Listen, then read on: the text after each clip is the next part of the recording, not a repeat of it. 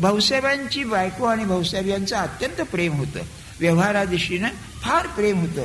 म्हणजे इतकं, हे इतके म्हातारे असले तरी रोज रात्री विशेषतः जेवताना दही भात कालवायचे, दूध भात दही भात, त्यातला थोडा ठेवायचे पानामध्ये आणि म्हणायचे उठल्यानंतर तुझ्याकरता भात ठेवलाय बरं का.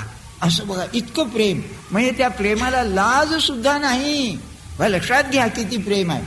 तिला जलोदर झाला, ड्रॉप्सी म्हणतात ना त्याला, जलोदर झाला, सगळे हातपाय सुजले असे आणि अंग ठणकायचं.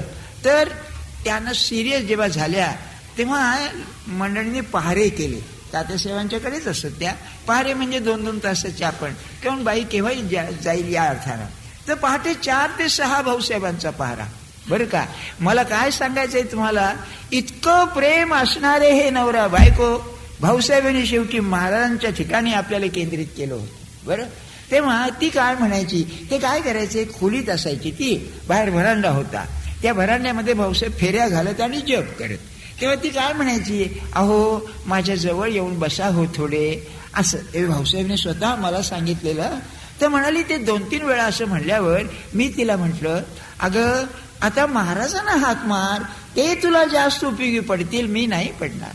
काय नाही का, इतकं प्रेम असून सुद्धा गुंतणं नाही, इन्व्हॉल्वमेंट नाही, प्रेम असून सुद्धा, कारण ते प्रेम महाराजांच्याकडे गेलं होतं. बरं, हे साधनं म्हणजे परमार्थ.